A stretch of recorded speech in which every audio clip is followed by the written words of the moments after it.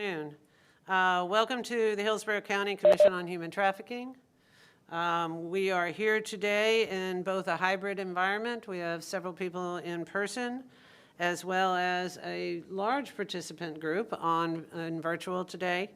Unfortunately, we do not have actually a physical quorum for this meeting. However, there is much business that we need to discuss today. So with that, I'd like to actually do a roll call. Christian, can you assist us with a roll call?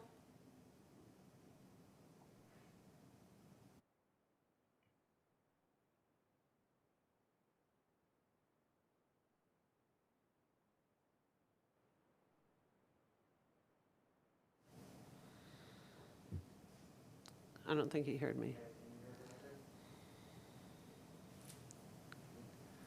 Can he hear me?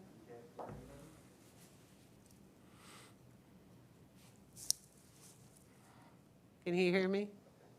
We can hear you virtually, Chair. Okay, great, great. Actually, what I need Judge is... Figueroa, can you hear me? Yes, I can hear you. Okay, I can't hear you, and we're trying to get the video to work. Yeah, he can't hear anybody talking. Judge Figueroa, you cannot hear us? No, I can hear you. Can Okay. you hear me? I can hear you. If you need a body physically over there at the county center, I'll be glad to hoof They're over. working on the webcam right now. Yeah, I think given the size of our group, it would take a whole bunch of folks to show up. So I think we're going to just try to attempt to have at our next meeting, which we'll review on the calendar on the agenda, to see if we can't get a quorum for all our wonderful members that are vaccinated should be able to come to County Center. So with that, Heather, can you do a roll call vote? I mean, a roll call to Do I need to turn this on? determine those that are present? Sure. I think that's already on. Okay. You're good. So my computer doesn't have internet access right now, so I'm going to do this from my phone, which means I'm going to have to try to see it. I know how that Do works. All right. Dottie Groover Skipper. I'm present. Hello. Excellent. We Hi. heard you. Santiago Carrada. Present. Jennifer Gleister. Present. Brina Taylor. Present. Detective Sergeant Kevin Durkin. Can anybody hear me? Charles Can Klug. hear me. All right, I'm not getting any audio on this end. Charles Klug. No. Iris Valdez Corey Dunaway. Present. Chief Judge Ronald Figueroa. Here. Public Defender Julianne Holt. Ms. Holt is here. She just stepped out into the hall for a moment. Great, thank you. Connie Rose. Here. Captain Robert Staley. I'm here. Elizabeth Gutierrez, who I believe said she was not able to make it today. Corporal Gerald Baker. Here. Is that everybody? Okay, great. Thank you very much for all being here. I really appreciate you taking the time and your commitment to fighting human trafficking. Randall Phineas. Is that? Present. Thanks, Randall. Thank you, Randall. Sorry. I'm also present as Karen Perez. Oh, hi. Oh, I missed you, Karen. I'm sorry about that. Okay, well, good. You Thank missed me too, Kathleen. How did I miss this on my roll call? My apologies. Okay, Thanks, well, Kathleen. thank you for speaking up. We wanted to make sure that Sure. you're here. Major Harris is present as well from Hillsborough County Sheriff's Office. Okay, we're going to have to work on our list. Well, it's comprehensive. It's just that maybe I'm not seeing it in the right. My apologies, everyone. Okay. Thank you very much for all being here. The next item on the agenda actually is the approval of the minutes. We are going to defer to the next meeting, and as well as the approval of the calendar. I do not have that printout. Could you review the next date of the next meeting? And then hopefully at the next meeting, we'll approve the calendar for the remaining of the year and set the calendar for, someone has, If we could have everyone please mute your microphone if you're virtual, please. Thank you. let's see, who is that? That's Andrew Mays, maybe, or, yeah. I believe we're good now. Thank you. Thank you so much. The next meeting on the calendar for May? Right. Since I'm blind here, I'm going to defer to Randall. Randall, can you pull up those meeting dates?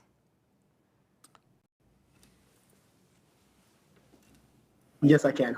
Working on it. Excuse me. Okay. At the bottom of the agenda, Madam Chair, it says Thursday, June 24th, 2021, Thursday, August 26th, 2021, Thursday, October 28th, 2021, and Thursday, December 9th, 2021. Okay, let's all get those on our calendar.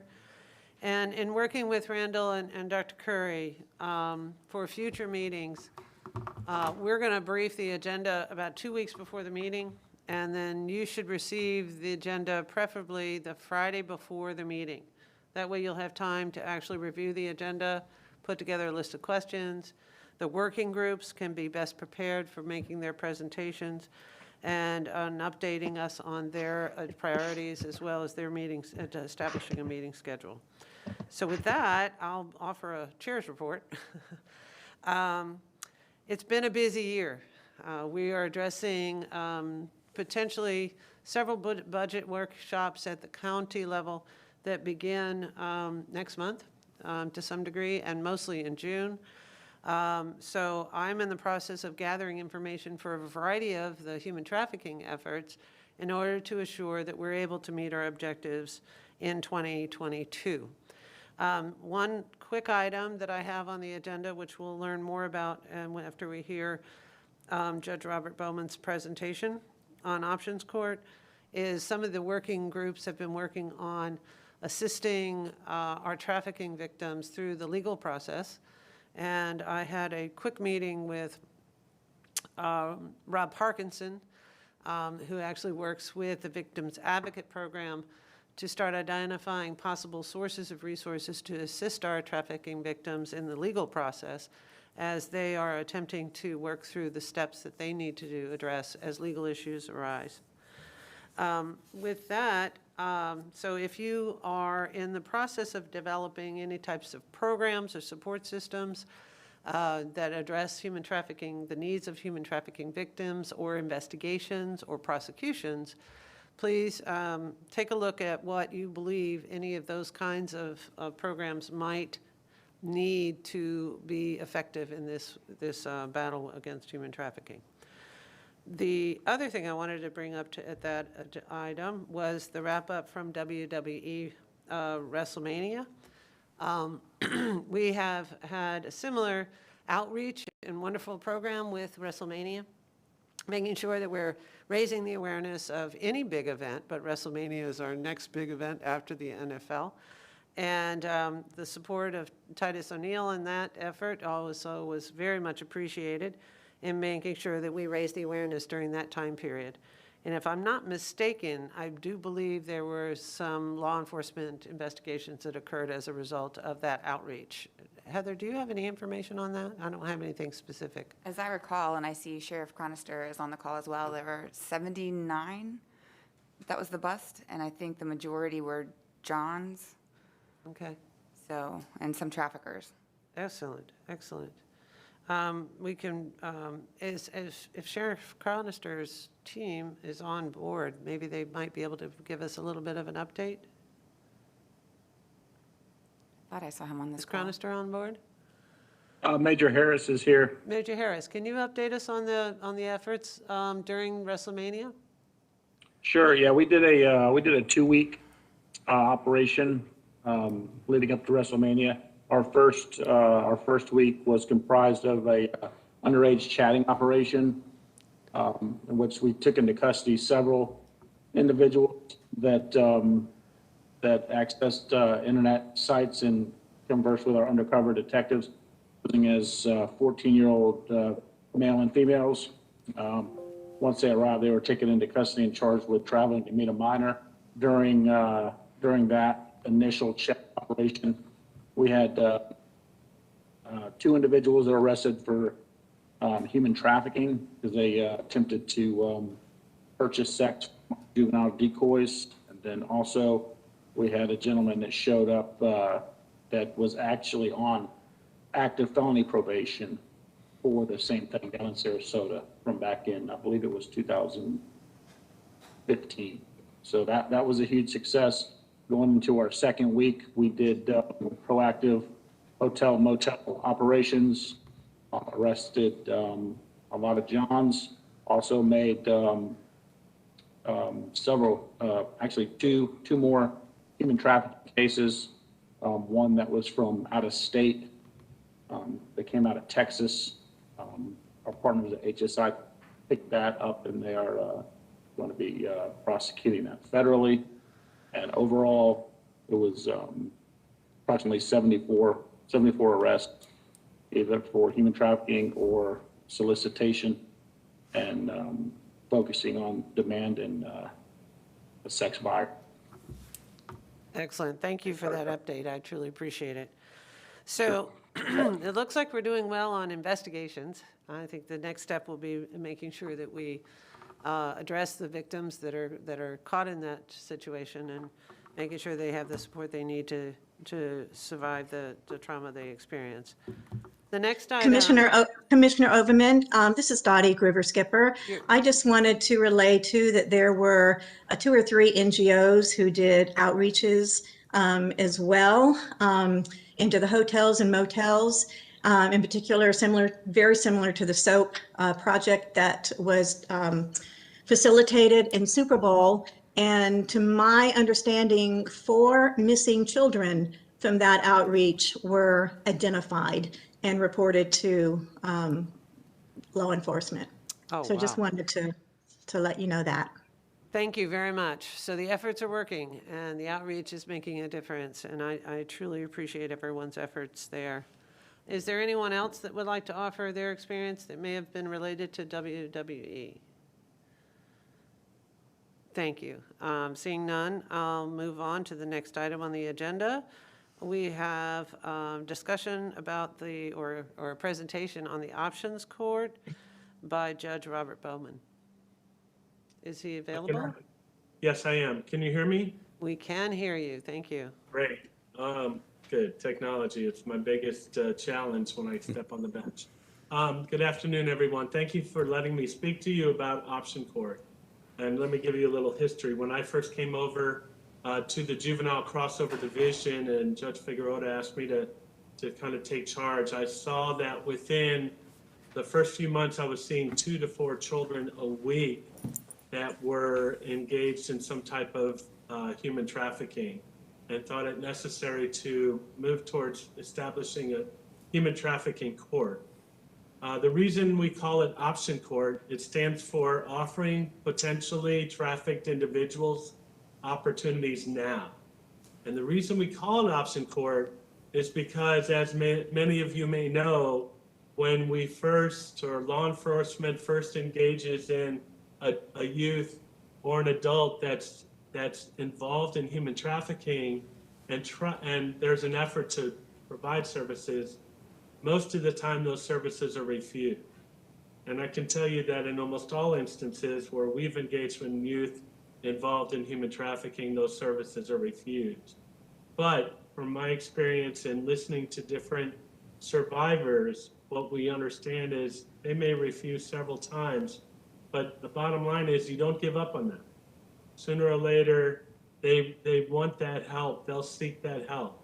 So that's why what we're doing is engaging children before they become adults and giving them an opportunity to either get away from their traffickers or understand that they deserve to have a better life. And so far, we've been able to provide services to some of our children. We started our option court back in October of 2019. We have a pending authorization order from the court, an administrative order that's pending and in draft. But during that period of time, we've probably seen well over 60 youth that have been verified as being engaged in human trafficking.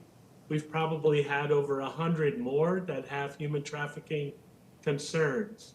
Lately, we've been looking at statistics over the last couple of years from 2018 to February, and we found that we're close to 300 in terms of numbers of youth and young adults that have been engaged and that have been suspected or verified as being engaged in human trafficking. When I first got engaged in this issue and involved in this issue, one of the things that I was looking at was, what can we do to help? What's the source of the court system, the legal system providing the means in which we can get this child off the street. And understand that option court comes from two different jurisdictions. It comes from our DJJ, so children that are arrested, and from our DCF, those that are involved in foster care. And part of the issue is that I saw as an issue is that before I came on the bench, we had the Safe Harbor Act, which is a great act. We're not going to charge kids with prostitution. Well, the concern is that when the children are recovered and they're not charged, they're not going before the court from a detention standpoint. They're usually scoring 0, so they're released. Unless it's a foster child, they're released. And the question is whether they're being released to providers or they're going back to the same people from which they came. And so that's one of the concerns the court had about the Safe Harbor Act. So what we've tried to do is try to, as soon as we identify a child that's verified or has human trafficking concerns, try to bring that child before the human trafficking court.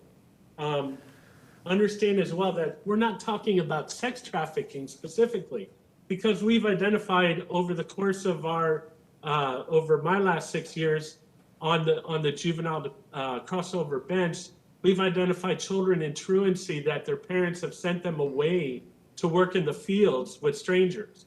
And the money goes back to the family and the child does not get an education. We've identified children that are used by gangs to steal cars, to break into homes, and the gangs reap the benefit of that child. And if that child's arrested, none of the gang members necessarily are, because they're sending that sole individual or a couple individuals out to do their bidding. So we cover the gamut of labor trafficking as well as sex trafficking, because sometimes it gets lost in the shuffle that human trafficking is really about sex. Well, that may be the majority of it and what we see, but we're only scratching the surface in terms of understanding all of the trafficking that's going on in Hillsborough County. And my biggest concern, and I love hearing about how our task force are engaged and involved in the Super Bowl and engaged and involved in WWE. And you would have thought that with that media exposure and those task force, that trafficking would not have existed around those events. But the opposite's true. It did exist. There were those that were brazen enough to still traffic right down the street from the stadium. And unfortunately, there were two underage girls that were caught up in that trafficking. An 11 or 12-year-old that was trafficked by individuals and found in a hotel room. Another one whose dad hadn't seen his daughter in 4 months was engaged in that activity and brought within that, was groomed into human trafficking. And we've been able to get those children through the dependency system, which is great. But the bottom line, and my biggest concern, and why it's important that our option court exists and continue to exist, is the problem doesn't go away with the special program. The fact the Super Bowl has come and left town doesn't mean human trafficking's less. In fact, I think law enforcement would agree and even provide statistics that over the period of COVID, that human trafficking has grown. I can tell you for a fact that within the dependency system, that the numbers of kids involved in human trafficking has not only grown, but that web of human trafficking has spread to other aspects of criminal activity. We've gone for a family that was engaged in selling children, a mother's own children in human trafficking, to meeting other kids in foster homes and in group homes and bringing those other kids into the fold, not for trafficking purposes, for other criminal activity, car theft, home burglaries, things like that. So when we look at our issue of human trafficking, it runs across our area of criminal activity. So I've looked at some statistics, and we're still putting them together because I want to meet with Judge Figueroa in a couple of weeks and talk more about, the fact-based evidence that Angie Smith had asked us to produce. But just to give you a couple numbers, and I'm a statistics guy, but to give you a couple numbers. So worldwide, 40.1 million people are engaged in human trafficking, victims of human trafficking. 40.1 million. That's of 2018. There's no telling what that number is now. And it's gone from being, in 2016, a $160 billion industry to 2018, a $400 billion industry. We're way behind the 8 ball. But we have to act, and we have to act now, and we have to do what we can for our community. We know that children, as I speak, children are being groomed now. Children are being engaged in, or they're being forced to engage in sex acts or labor acts within our county as I speak. And we have to do something to help get those children away. And we have to do something to identify. Now, again, my jurisdiction's limited between DJJ and dependency and those kids that are engaged in both. So our community kids, which in last year's statistics, or from October 2019 to January of this year, 80% were community youth. But still 21%, we have an opportunity to put our hands on their shoulders and provide them some assistance. So how does our court work? We're meeting on the third Thursday of every month. And what we do is we identify those that have human trafficking concerns or have been verified either by DJJ or by DCF. And what we do is we have a staffing. We get our providers engaged and involved. So some of our providers include mentor survivors. Some of them include Redefining Refuge, More to Life. We use our substance abuse resources. We try to get other types of therapy, mental health therapy engaged and involved as well. But as we go through, and we go through maybe 10 to 12 children per session, we'll talk about their academic standing. We'll talk about their trauma. We'll talk about mental health counseling, therapy, substance abuse, whatever we need, behavioral therapy. And then after we're done, and although COVID kind of took us out of that scenario, after we're done, we want to meet with the child if the child's available and find out what the child needs and what the child wants. We want them to believe that they're safe and that there are people that care, and that we're going to try to put them in a position where they may not want that help initially, and most oftentimes they don't, which can be incredibly frustrating, but we have to give them that opportunity to understand that there are services available to them. And it's difficult. It's difficult. So placement is an issue, and that's a big issue for us. And one of the things that we've come across is Florida has safe houses throughout the state. Traffickers know where those safe houses are. Traffickers know that they're no longer secret. You know, one of the things that we have to guard upon, even having a child in the courthouse, is that child recruiting other children. And I can give you an example of one child that's not only recruited on the 4th floor of the courthouse outside our courtroom, but has been in detention and recruited there. And we tried to place a child in a safe house and away, far away from this locale, and that child recruited somebody locally, and sure enough was back in Tampa within the grasp or grip of their trafficker.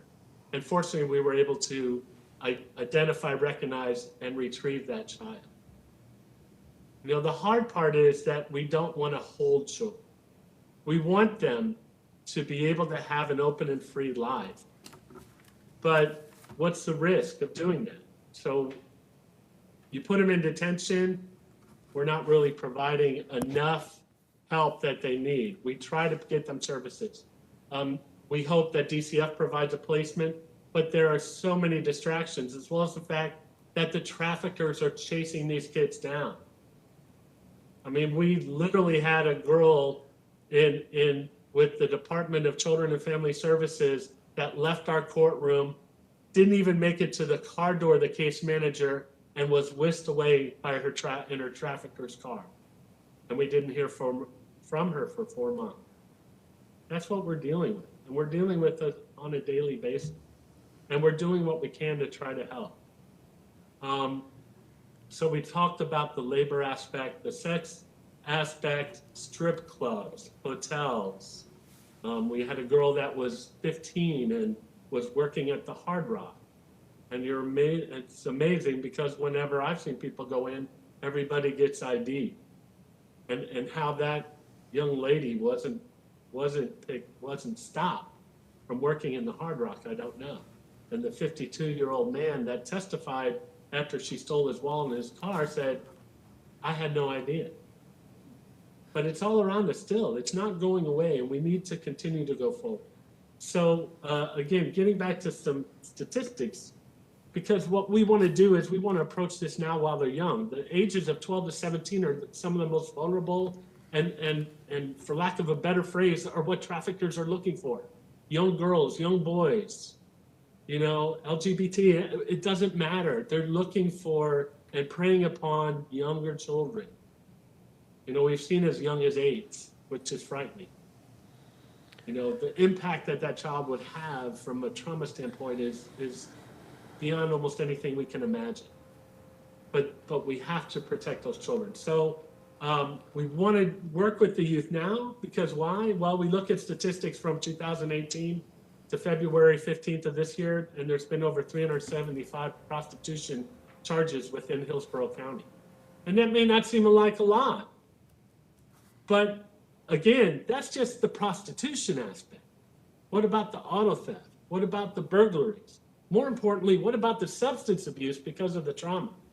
Because we constantly have children that are self-medicating because they don't trust the system. They don't trust the people that are trying to help them. And that's why we got to get to them and let them know there are services available when they're younger. You know, for kids in that same time frame, 30 children were used for labor or sex. 36 were coerced for commercial sex. 114 were trafficked for commercial sex under the age of 18. And that's within just 1 year, or a little over a year. So we have to step up and support. Our providers need support. Our providers need to be engaged with us. So what am I looking for as a judge? I'm looking for a collaborative effort. And that's one of the beauties of our option court so far. And those that have attended know. In my division, one of the first things I realized was that DJJ operates over here and DCF operates over here. And that if there's a crossover kid, they'll look at each other and say, that's yours, that's yours. But fortunately, in option court, I've gotten them to work together. And we have the attorneys engaged in the courtroom. We have the AG's office engaged. We have all of those that can have an influence and impact that are working in option court. And we need to have that.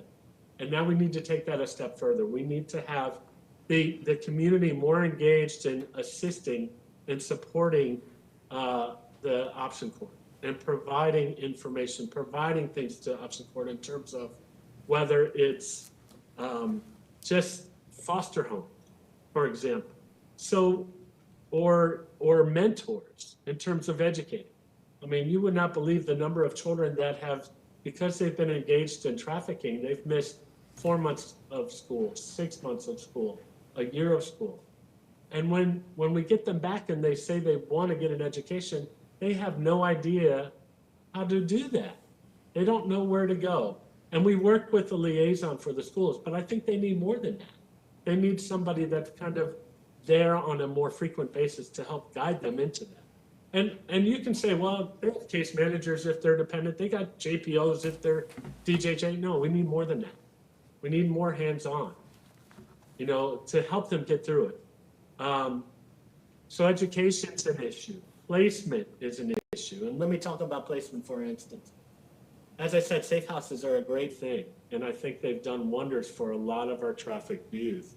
However, the danger is placing a trafficked youth that's a recruiter. And I don't know that we all consider a 12-year-old to be a recruiter for purposes of human trafficking. But in fact, that's what we've seen. So what do we do with that child? How do we help that child overcome the issues of human trafficking? Well, I can tell you in Miami, in Grace Court, what they have established is they've established enough homes where that trafficked, traumatized victim is in a home where the parents understand the trauma and can help with the therapy for that child, and that's the only child in the home. We brought this to the attention of DCF a couple of years ago and asked them, are we going to get to a situation of some single child homes? And they said, well, we hope to have 6 by the end of the year. It's been 2 years. This year I've heard of 1. But that's what we need. We need our community to stand up and work with one child. I mean, safe houses are great, but some safe houses, they know that they cannot take on a child and risk other traumatized children being recruited. So placement's an issue, safe houses are an issue, foster homes are an issue. We want to continue to have the great collaboration and support of DJJ. We want to continue and build on our relationship with law enforcement. I mean, quite frankly, ladies and gentlemen, I've been told that, oh, Judge, you're a pioneer in this. I'm not a pioneer. You know, all I'm trying to do is help children that are being traumatized. You know, and in terms of us being around for a year and almost a year and a half, and I think we have had some success. How do you measure success? A child doesn't run.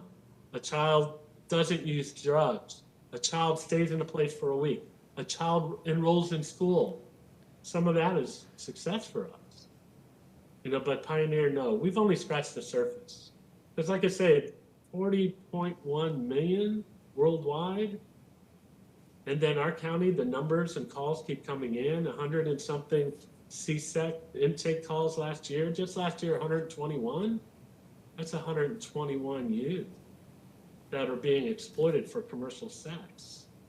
So it's not going down. We need to pay attention to it and get our community, continue to get our community engaged. You know, getting back to some of the things that we hope to continue to provide with Option Court, career counseling, life skills. Some of these children know none of that because they've not had somebody to sit down and spend time with them. And I do know we have a multitude of providers, and I want those providers to continue to reach out to us so we can help with these children. You know, they have medical needs, they have counseling needs, substance abuse issues. And those are all the providers that we're trying to reach and continue to work with. Like I said, how do we reward success? Certainly, we can give them certificates, we can give them gift cards, we can give them clothes. Clothes are always a big item. Phones are things they're always looking for. But you know, do you put a phone in the hand of a child that's been trafficked? That's a really tough call. But we have to be able to support these children and step up and continue to engage with them. Like I said, we're Option Court. We're not going to have success the first day. No child walks in the court and says, you know, I've been trafficked, help me, save me. Because some of them have been through the system and they've endured so much trauma that they don't know where to turn, and all we can do is keep providing them opportunity. So we're hopeful that we can get our administrative order. Our plan is to work with our oversight committee, put together our policies and procedures. You know we have some of the data. We'll continue to look at the data, but I can tell you on a weekly basis, we're seeing children that are engaged in trafficking one way or another. You know, when I've spoken to the middle school kids, they have no idea what human trafficking is. They think it's organ trafficking. They can't understand how a 16-year-old girl can't simply walk away from a home where she's being trafficked and held. They don't understand how she doesn't walk out of the hotel room, or how the male doesn't just leave the gang because of threats, because of trauma. And we have to help them. So I'll take any questions. I really appreciate your time this afternoon. I have shelter docket coming up in a minute or two, but I'll take any questions. And please reach out to me, because I continue to seek the support of our community and our community providers. And I want to thank each and every one of you for the support that you've given these youth and these adults in our community. Thank you. Thank you, Judge Bauman. I really, truly appreciate the update, well, being informed of how the Option Court actually has been operating. And it is greatly concerning that we have children out there. You made mention several times about the child's ability to reconnect with the trafficker, because the trafficker is aware of where these safe homes and foster homes are. What assistance are you finding in the Options Court on actually pursuing the traffickers so that the child doesn't have someone to go back to? There's not a whole lot we can do with the traffickers per se, because we don't necessarily have jurisdiction over them. All we can do is contact law enforcement or let case management know, or the assistant state attorneys or assistant public defenders that we believe we can identify that individual. We want to provide that information to law enforcement, and usually through channels we try to provide that. We've seen more so this last year and a half where more families are trafficking their children. And so we get caught in between that issue of dependency, which is the goal of reuniting the family. No, we don't want that. You know, so we have to identify that the child was actually trafficked by a family member.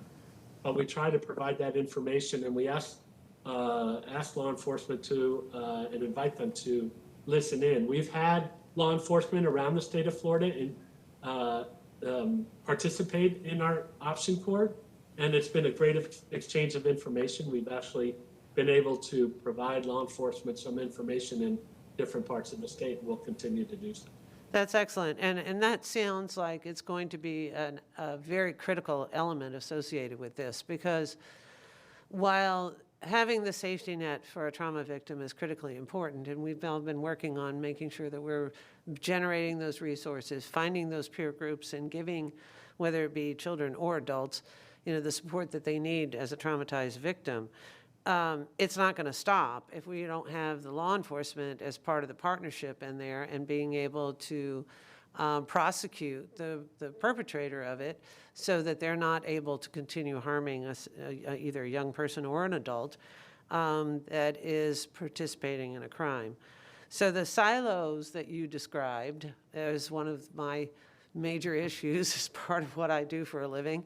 Is you know, taking down the silos, not to destroy the program, but to create opportunities to solve problems. So I think in our working groups, those are going to be important parts of the work that we do within our working groups in order to make the connection between DCF, DJJ, and law enforcement to support the children that are actually attending your options court, so that we make sure that safety net not only has, you know, threads that work, but also that we have the ability to stop the cycle.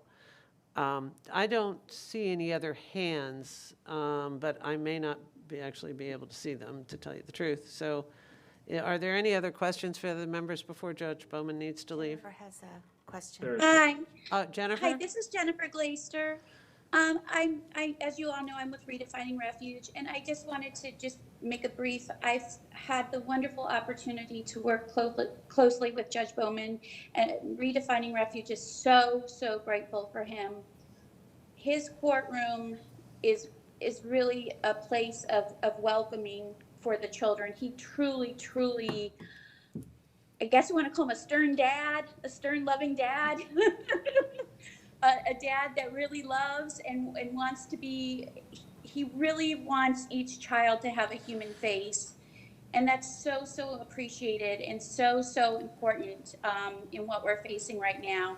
But the biggest success I feel personally from case management perspective with option court is Judge Bauman requiring the staffing beforehand with all of the engaged stakeholders.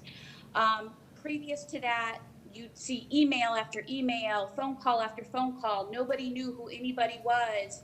And it was this endless loop of not getting anything done. And now with this option court, we're there, we're all speaking, and everyone's being held accountable. And it's a wonderful thing. And I just wanted to thank him for that. Thank you very much. Thank you, Jennifer. And actually what you just described is a serious issue that we have within the foster care system to begin with, within DCF, and that I'd like to see some improvements there as well with case management. I see Dottie Grover Skipper's hand. Are there any other hands raised? Or if you could use the hand raise feature, because I'm not seeing other than what I can see when the big screen comes up. Dottie, you're recognized? Yeah, sorry, and I'm not tech savvy enough to know how to do the hand raise feature. I'm sorry. But I wanted to just commend Judge Bauman. I too have had the pleasure of observing his courtroom on several different occasions and absolutely amazed at exactly what Jennifer was talking about, the way he cares, the way the whole case management system works, everyone coming together to do what's best for the child.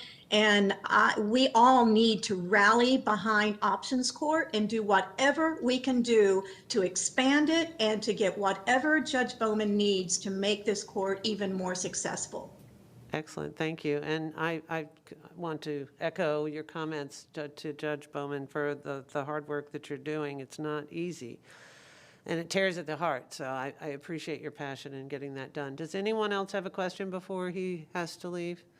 Yeah, Madam Chair, this is Judge Figueroa, and I just want to express my appreciation for Judge Bowman's dedication and hard work in this division. He had an opportunity to leave this division, and he didn't want to let. He's not going to let it go until we're in a position where we can help him more. So he's been a champion on this subject, on this topic, and very, very proud that he's part of our court family and one of our judges. Excellent. Thank you. Thank you for your comments. Randall, I see your hand up. Yes, I just wanted to quickly ask for Judge Bauman, can you please send me just a little bit of those statistics that you were speaking, because I would like to have those for my notes for this meeting. Excellent. Thank you. I'll very send you much. an email. Thank you. Any other questions before we lose Judge Bauman? All right, seeing none, thank you very much for that presentation, and we will continue conversations on how we support the Options Court, because it looks like that's a great solution for our young individuals, and we'll need to continue efforts as we work with individuals that are aging out of the DCF and foster care system in order to ensure those individuals have continued support. The next item, hearing no other comments or questions. I hear it. Okay. Is on our agenda is actually a legislative update, and Brent Woody is going to provide us with that update based on what's been happening over the last several weeks. Is Mr. Woody available? I am here. Excellent. Commissioner Overman, thank you. You're recognized. Thank you. So I'm going to talk a little bit today about SB 1826. That's been pretty much the centerpiece of legislation this session, and it has passed the House and Senate and on the governor's, or on its way to the governor's desk, and we assume he will sign it. So there are SB 26. There are 4 sort of sections to this bill, and we'll talk just a little bit about each section. It creates a new law, basically, Section 90.5037, and this is in the Evidence Code, and this will provide that communications between human trafficking victims and human trafficking victim advocates will be confidential, and the victim will have a privilege not to disclose the communication and can prevent anyone else from disclosing the communication. And it has some training requirements for victim advocates, that they must be an employee of or a volunteer with an anti-human trafficking organization, and complete some required training, 24 hours of training, and then 8 hours every 3 years. So this is something that we were very supportive of. I do wonder how this will work when a child trafficking victim discloses information to a mandated reporter, and there may be some solutions out there that have been discussed, but that's an answer I'd be interested in our child advocates and folks working in that space. You know, what that looks like. Secondly, we're amending Section 78706, which is our criminal human trafficking law, which adds to the definition of human trafficking the purchasing, patronizing, procuring for the purpose of exploitation. So to me, this language seems to clarify that sex buyers can be traffickers. We know this to have been true for a long time when it comes to buyers of commercially sexually exploited children. But this language, in my view, contemplates situations involving a buyer or would-be buyer of an adult for the purpose of exploitation if the elements of human trafficking have been met. We see it all in our work all the time with adult victims where those elements have been met. So this is, to me, a clarifying, some clarifying language.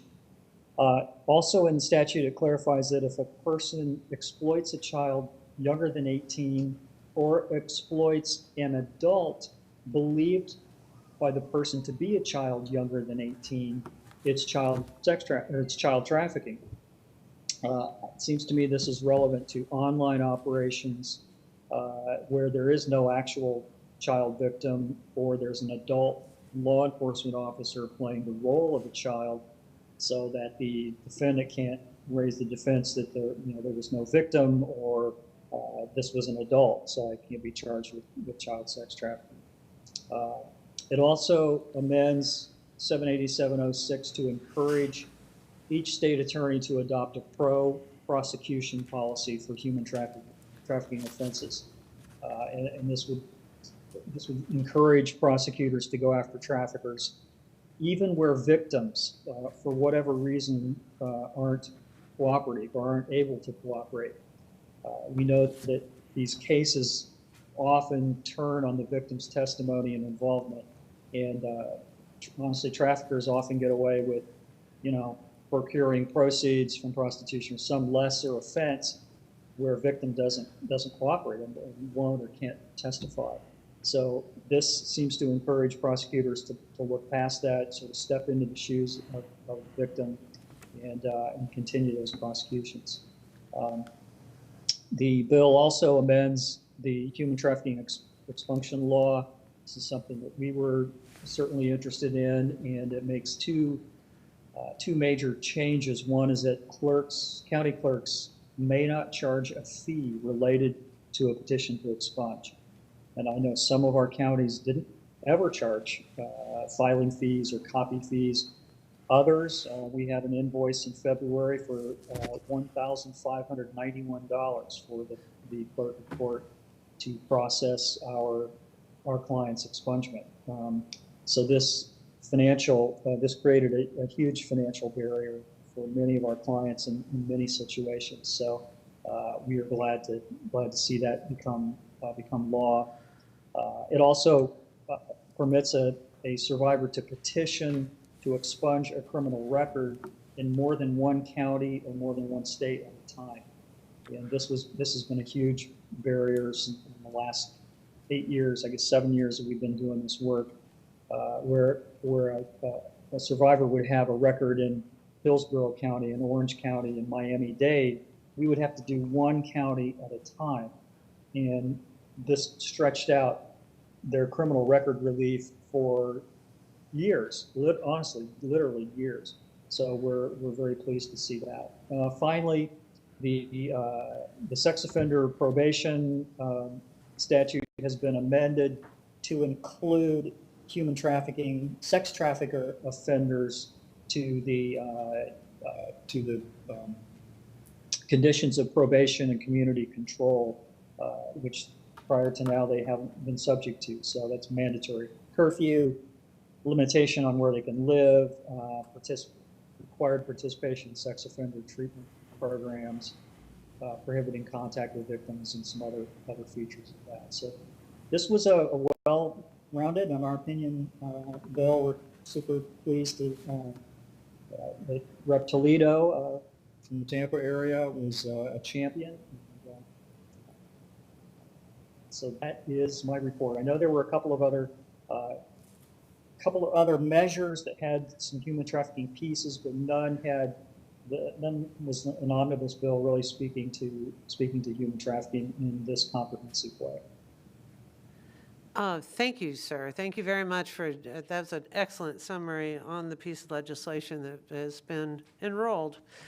So I'm glad to see it. And actually, it will impact our processes. It will impact, or positively, it sounds like, impact what Judge Bauman's working with at the options court.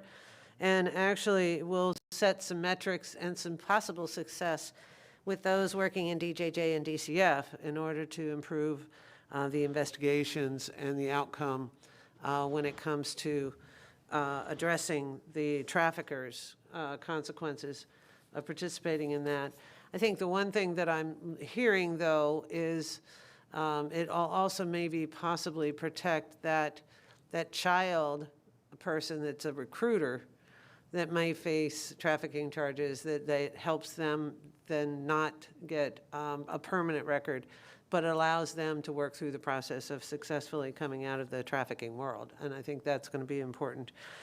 But this legislation doesn't address some of the other criminal activity that is, as it addresses trafficking. It's specifically addressing sex trafficking. Is that correct? Actually not. I mean, this language, the added purchasing, patronizing, procuring does seem to sort of really address sex trafficking.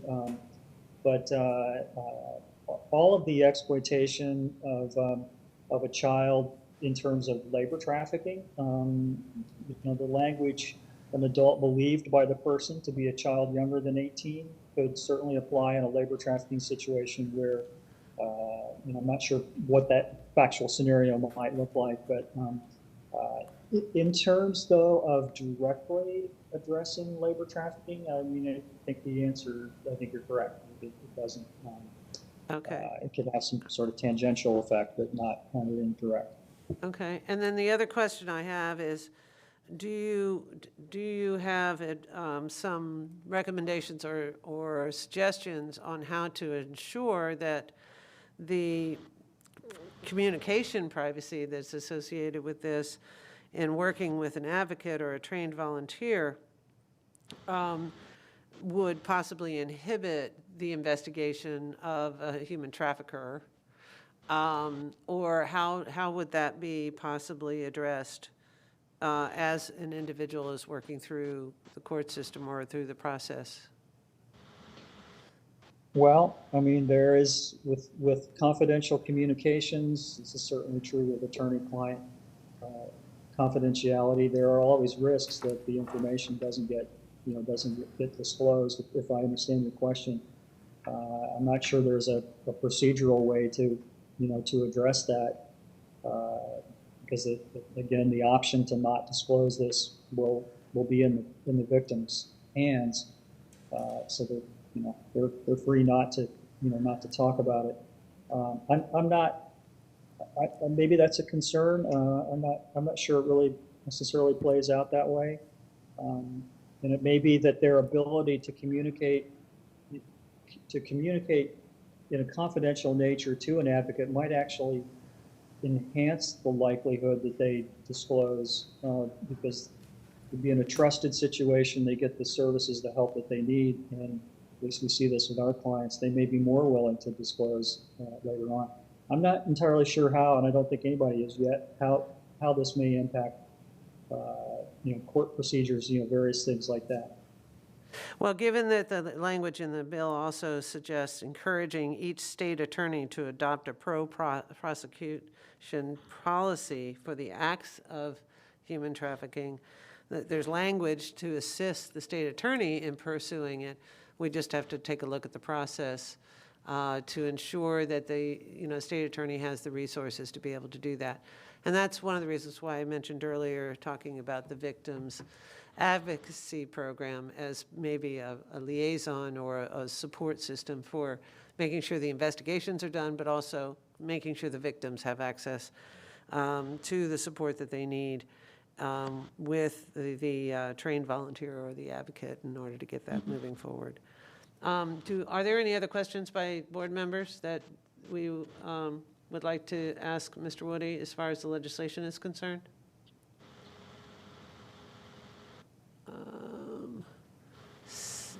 Kathleen. Hi, there's a lot of similarities between this and advocates that work for rape crisis centers. So I hope I can give shed some light, because the rape crisis center advocates have to have anywhere between 30 and 40 hours of training and the 8 hours of continuing education. Plus, in order to have that privilege, they have to be associated with, either as a volunteer or an employee, a rape crisis center. So this sounds very similar. As far as children, no, I mean, we're mandated reporters, and so we don't have that privilege with children. And we have that privilege with clients, but again, it's not privilege that to keep law enforcement, to know something that law enforcement doesn't, but it's privilege to be able to encourage the client to move forward with prosecution, support them through prosecution, and to know that they are supported for what they want to get out of this. So it has taken, like 40 or 50 years to get here, but I think that a lot of what was learned by those advocates can help the folks that are in human trafficking to move forward with that too. Having that privilege for a victim to know, adult victim to know that what they tell you, you are not going to share, that you don't have to share, is so reassuring. And that has helped so many people. And that way they feel more comfortable talking to law enforcement, and we can encourage them to talk to law enforcement, that they're not going to, that's not going to add anything to anything that's happened to them in the past. They're going to be able to move forward. So I hope that we'll be able to help people go through this. Excellent. Thank you. Thank you for that. That's very, very helpful. I'm not seeing any other waving hands. I thank you for that report. That gives us agendas and projects to work on and items that we can discuss within our working groups. Seeing no other questions, I will move on to the Earn It Act update with Courtney Wilkerson. Unfortunately, Courtney had to go to class. Oh, okay. So we'll defer that, and what she's done is composed a PowerPoint. She's actually leaving the internship and moving on to bigger and brighter things, but she was amazing and has attended the Earn It Act meetings for the last 2 months or so. Okay. So she'll provide a PowerPoint update, and we can discuss the legislative and judicial affairs. Excellent, excellent. Look forward to having more discussion from her or her presentation at the next meeting. Okay, excellent. Thank you very much. The next item on the agenda is the member update from the working groups and discussion of the meeting schedule for each of those working groups. The first one that I have on the agenda is the legislative and judicial affairs. And that will be Dottie. Dottie Grover-Skipper, you're recognized. Yes, thank you. Yes, I know everyone received copies of the minutes, but I will go over those. Dr. Wagers of the USF Trafficking Research Lab provided very robust discussion and comprehensive information on what she and her team at USF are compiling, acknowledging that they would like to use data from the Tampa General Hospital data and also the Hillsborough County Health Care Plan to determine these following needs: the needs assessment for law enforcement and the judicial system, and the needs for establishing an adult human trafficking treatment court, statewide data depository to better inform policy and case management needs, direct connection to real-time services and filtering systems, and then what information really needs to be analyzed and what forms are needed for the platform that they would like to use, which is a platform of Northwestern University of Illinois. It's called Unite Us, and it's a healthcare system platform that follows all the HIPAA regulations. So that's the platform that they want to use, and apparently they will begin with data from Sail of Freedom, who is the lead NGO for the Tampa Bay Human Trafficking Task Force. And then the next phase, they will want to select pilot locations. This database will allow predictions of time and place of traffickers and their activity, which would be amazing. Help to tackle demand, job training, which is so needed for survivors, survivor self-sufficiency, develop framework to measure outcomes, and then a tool to connect with all of the amazing statewide efforts that are going on across our great state of Florida. It was discussed that Representative Jackie Toledo's, her bill was discussed, that Brent so brilliantly gave us an overview. And I just, for the record, want to commend Brent. You know, he's been in the fight for years, and he and Justice Restoration Services are incredible in the way that they help survivors. But getting back to the report, it was discussed, we have discussed that we need more robust drug treatment.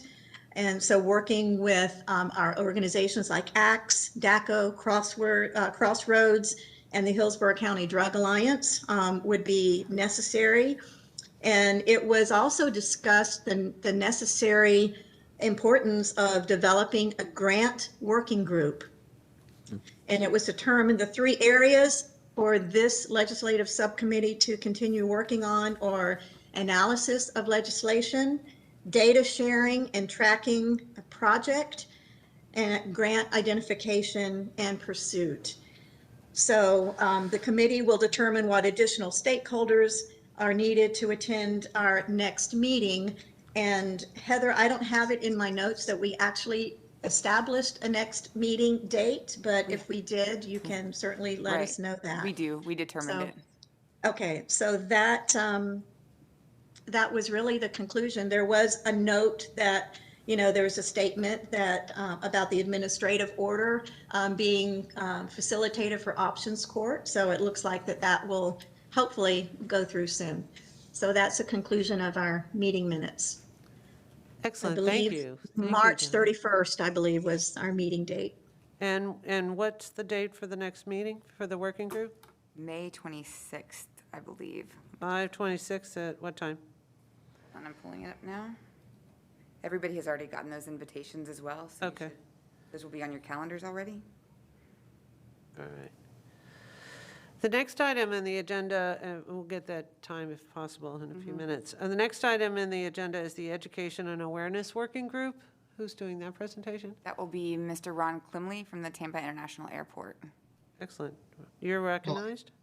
Thank you very much. I want to start by saying I appreciate very much Randall and his support of Dr. Curry and her support. The last meeting that we had as a working group happened to actually have been my first meeting in support, and I'm thrilled to be a part of that working group. We had a passionate conversation, really at length. We started with talking about, frankly, something that Judge Bauman spoke about earlier, and that is how a lot of our efforts occasionally, especially around the area of education and awareness, they take place as a result of kind of these big events. And so we do things in support of or in response to something like the Super Bowl or WrestleMania. And we talked at length, as Judge Bauman did earlier, that this issue doesn't go away simply because the big events go away.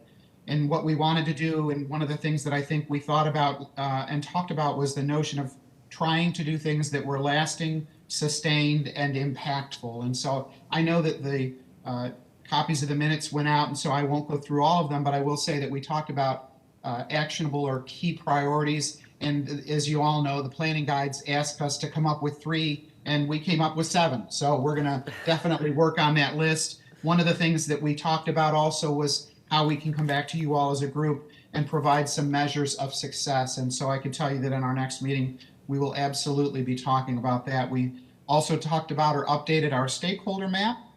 As I said, we came up with a few key action steps going forward. We do have a next meeting scheduled. It is May 4th, which is this coming Tuesday at 2:30. So we are scheduled to meet from 2:30 to 4 as a working group. At that point, we're going to go ahead and begin to bring into the group kind of an expanded group of stakeholders. We're also going to, I think, hopefully firm up our key priorities, because certainly a list of 7 is going to be a lot to tackle. And we'll begin to talk about how we're going to resource those key priorities. And more importantly, I think we all agreed how we're going to be able to provide some very specific measures of success about our efforts. And that's what we have. Excellent. Thank you very much for that very succinct report. I would like to also bring to the attention of the education and awareness, maybe it's the communications and media too, I'm not really sure, But I attended the Cup of Compassion breakfast this morning, and the Crisis Center is assisting us in supporting human trafficking victims. And while we didn't really highlight that today, I see that as an opportunity to make sure that our victims and those that know people are being trafficked know who they can call in order to be able to assist a person that has experienced that kind of trauma. And so, Kathleen, with your organization, with the Crisis Center, I want to thank you very much for that tear-jerking meeting that I went to this morning. And hello, yes, for the Legislative and Judicial Affairs Working Group meeting, that next meeting is Thursday, May 27th at 2:30 p.m. Excellent. Thank you very much for that update, Randall. Okay. Any questions for Mr. Kimberly by the group? Okay, great. Thank you very much for your report. Next working group is Communications and Media. And that will be Jennifer Gleister. Jennifer, you're recognized. Hello, thank you so much, Madam Chair. All right, basically what we focused on was how do we keep up our great momentum that we had from the Super Bowl and from the WWE. And what we want our goals to continue to be are to distribute a region-wide campaign that is short and long-term focused, that uses appropriate imaging and messaging that sends the message that we are a community that does not tolerate human trafficking, just as we did with the Super Bowl, but we want that to continue. On sex trafficking, although of course extremely important, but we also want to look into other things such as labor trafficking and reaching out more to our Latinx community. We will define our success through campaign delivery methods, data collection. We would look for hot zones and areas that are growing with the trafficking issue, and specific to Tampa Bay. And we also discussed putting together a countywide survey distribution to measure the awareness of human trafficking within Hillsborough County. For additional folks that we would love to be involved with our working group would be a member from FKQ, our good friend Santiago, someone from USF, the Office of Civic Engagement, the Business Bureau, and young professional organizations. And that's about it. Thank you. That's great, Jennifer. Thank you very much. I'd also like you to ask if you would make sure that you coordinate your efforts with the county's public information. We rapidly put something together just before WWE to throw it out there for an awareness campaign, and they may be able to assist with some of the surveying. So yeah, we'll look forward to seeing that progress. Thank you very much. Any questions for Jennifer? Seeing none. The next item on the agenda is Services and Resources Working Group. That will be my neighbor, Kevin Durgan. Kevin Durgan, you're recognized. Thank you, Commissioner. Our group met on March 11th, and we have some goals to present to you. We are trying to identify strengths and gaps in resources available in our community. The primary goal will be to develop a comprehensive list of resources, services, and points of contacts for suspected victims and human trafficking survivors and those witnessing human trafficking. And we noted that the Crisis Center, the Florida Alliance, and others are working on resource guides, and we need to collaborate so we're not duplicating our efforts.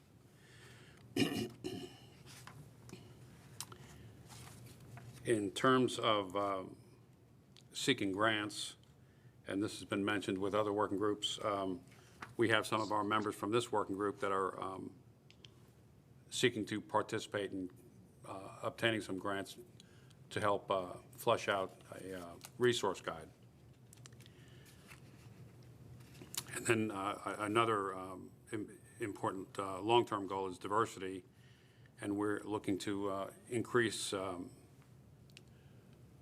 racial participation, gender. We're looking for a more well-rounded conversation with people from varying points of participation in human trafficking that may have different perspectives, victims, witnesses, law enforcement, support groups, and that's ongoing. And then in terms of measuring, we're looking to come up with a survey, create a survey that is user-friendly for the people that we render assistance to, and that's ongoing as well. And then we're looking to create a flyer that is succinct and is able to present a ready-made tool for anybody that is the victim of human trafficking, where they can reach right out and obtain some assistance. And that is all I have for you, Commissioner. Excellent. Thank you. Thank you. I appreciate that report. You know, clearly we have a lot of effort going in this, and I hear some duplications. I hear surveys, you know, resources and services administration and distribution. You know, clearinghouse for the referrals immediately for those that are on the front lines, whether that be the crisis center, whether it be the options court, whether it be DCF or DJJ. So we have obviously a great opportunity to improve those circumstances, and I look forward to hearing more as the groups get their work done. Thank you all for your work and for your commitment to this process, and look forward to seeing what we hear about in June at our next meeting. Are there any questions for Mr. Durkin or from Kevin? Yes. My only question is, and for clarification. Connie Rose, you're recognized. I'm sorry, Connie Rose. Sorry about that. Thank you, Madam. When we look at the clearinghouse, do we want to look at it also as breaking it down for minors and adults? Because clearly we know there are some overlap in services. However, we also know that there is not overlap in services, and services can be very different. Right. So do we want to have that communication moving forward? I think so, and it would also need to be coordinated with DJJ and DCF to hold case management accountable to the support of the program. Absolutely. So, yeah, I think that's an excellent question and recommendation. Anyone else? Hearing none. The next item on the agenda is from our illustrious Dr. Heather Curry. Staff update. Okay. So I'm going to keep this very brief because I know we're over time, and I usually try to keep it in under 2 minutes. So that said, I just want to give a couple housekeeping pointers, which is I now have Randall working on the administrative component of this job, which is a tremendous support, and I've needed it for a long time. So I also will be sending out logos for the Commission on Human Trafficking, so folks who want to attach that to their signature, you'll be able to do that. We can start really marketing this in a different way, as well as the Hillsborough Heroes program. So I also want to note that I have Javier Push is now my newest intern. So he is fabulous. He was the legislative intern for Fentress Driscoll, for Representative Driscoll. So I'm really excited to have him join. And then I will be having a full final report from the Super Bowl and the WWE for the next meeting that we have. And that's really all I have. Oh, I do want to note one thing really quick, which is we did see an increase in calls from the national hotline to the tune of 166% this last year. Wow. So for those of you who might have thought that because we have a smaller population of people here, that did not impact the calls. So I hesitate to make too many correlations, but maybe we're seeing some impact of the awareness efforts. I think that might be something that we can get a better sense of through these kind of survey endeavors. Excellent. But thanks everyone for your hard work. I think there's so much collaborative opportunity among these different working groups, and the redundancy or it's not really redundancy, but the duplication, I think, is a good indicator that we have some aligned priorities. So thank you, everyone. Excellent, excellent. Thank you.